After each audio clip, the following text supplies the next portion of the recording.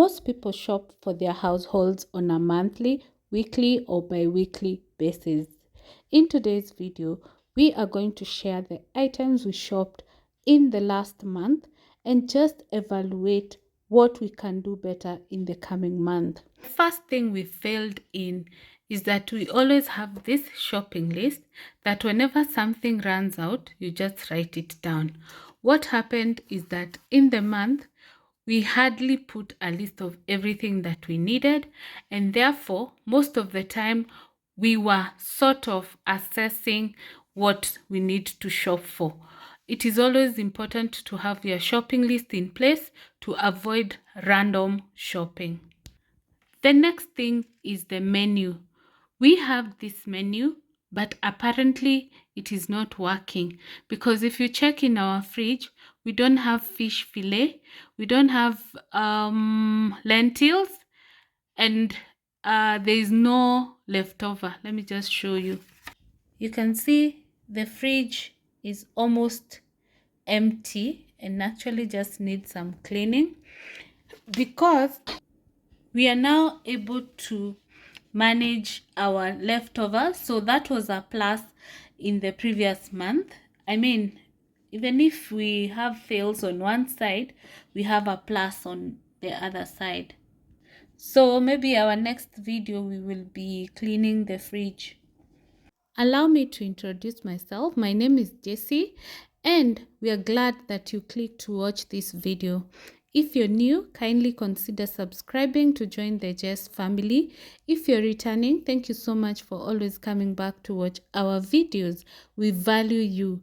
And as we have always said, let us have your feedback on the kind of content you want us to share on this channel and we will oblige. The next thing is we buy items in small quantities. As you can see, our shopping is not much. The reason is we are a small family. But if you're a big family, you can consider wholesale shopping. Most of the times, and this is something I've practiced before, you shop as a group. You can come together maybe as a family or a few friends and shop in wholesale to enjoy the savings.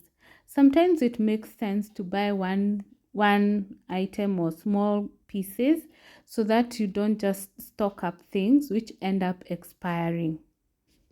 The next thing is to have a budget. If you have a budget, you're able to first focus on the basics and then you can go to the wants. And sometimes it's so tempting to get the wants before the basics, but if you plan, you'll be able to get the basics. It is becoming quite expensive, so that saving comes in handy. And also, like we have said, the wholesale shopping and the planning is just everything. It really helps you save or perhaps be able to meet your expenses with these harsh economic times. The next thing is, since we didn't have a menu, we were not able to manage our cooking properly and also our shopping, of course, because you're just randomly shopping. If you have a menu, you already know what you need. So when you're shopping, you pick the items you need to meet that menu requirements. But we have always said that you don't have to come up with a new menu. The first thing you need to work on is to ensure that the items that you have in the house already are included in the menu. Don't come up with a new menu, because what will happen, whatever is already in stock will not be utilized and you will end up just packaging or stocking up things until they go bad. But if you come up with a menu, cover what is in the house and shop for the new things, then it makes your work very easy. So to fix this, it is always nice to batch cook, maybe for a month if you have capacity in terms of your storage or the size of your freezer, so that you are able to plan for a longer period. Perhaps if your freezer can accommodate food for a month, you can always maximize on that. If you want to do less, maybe you can do a maximum of 2 weeks. I don't know, there are people who believe in fresh food. So perhaps if that's your approach, trust me, you're not in the saving category, because you cannot be shopping every day and you find yourself saving. On this part of the video, I want to mention that for some of us who are content creators, we always love to try out new things, and especially trending things. So that is another extra cost, which sometimes is difficult to accommodate. As you can see, I got some stuff that I don't usually get, like the food color, the club soda. If you have been following me, you know I don't take soda. You'll hardly find soda in our shopping list anyway, but you'll find juice for in case we have visitors, and also sometimes you just crave juice. Yeah, so we tried the Barbie inspired recipes. So if you have not watched that video, please check it out. I'll link it down below. The other thing is we have neglected our kitchen garden. It's at night, so I'll not be able to get a clip for you.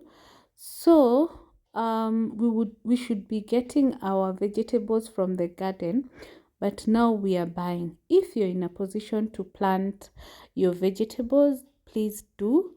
And even if you don't have a garden, you can always use the planters on the balcony or on the wall. It really helps a lot.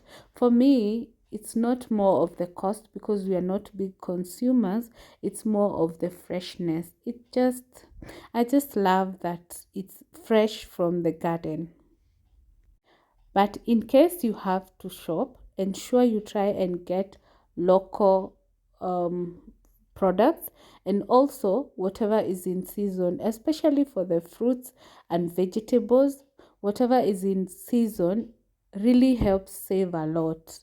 And also the quality is good because it is in season. It's not like when maybe they're out of season and someone is trying to create a good product out of it. So the next thing is that we discovered that you can get meat at a cheaper price at KMC. That is Kenya Meat Commission in Kenya.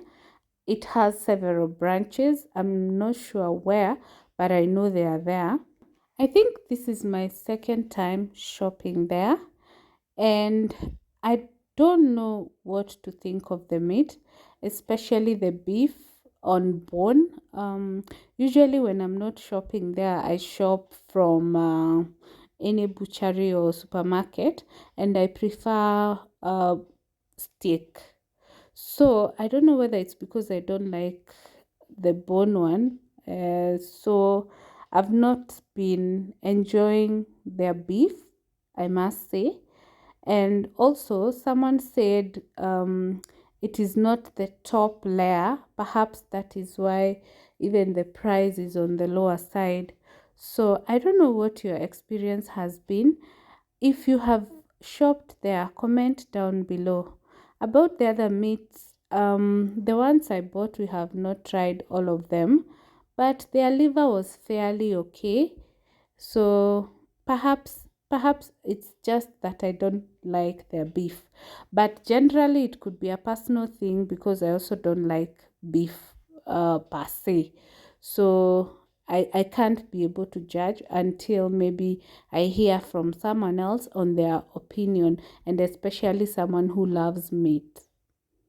The next thing is that ensuring that we shop for mainly groceries from the market, unlike from the local kibandaski. I'm not saying that you should not support your local shop or market, but if you're on a budget or if you're on a saving mission, especially in these hard economic times, I think it's just advisable to go to the market. And what I noticed this time is that prices have really gone down for food stuff, which means that there is a higher supply. And of course, it means that now people can enjoy more healthier meals as compared to before. And also, even the ones who are really struggling, especially like potatoes, were very expensive. So I'm very sure now at least there's some sort of improvement in the livelihood of Kenyans. So this is where we store our food stuff. You can see we have sugar. Apparently I forgot that it was not finished and I bought another one.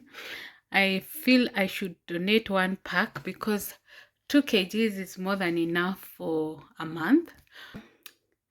That is our stock. We have 4 kgs of sugar, 2 kgs of all-purpose flour, ugali, maize, sunrise 2 kgs, and this pack of Santa Lucia spaghetti.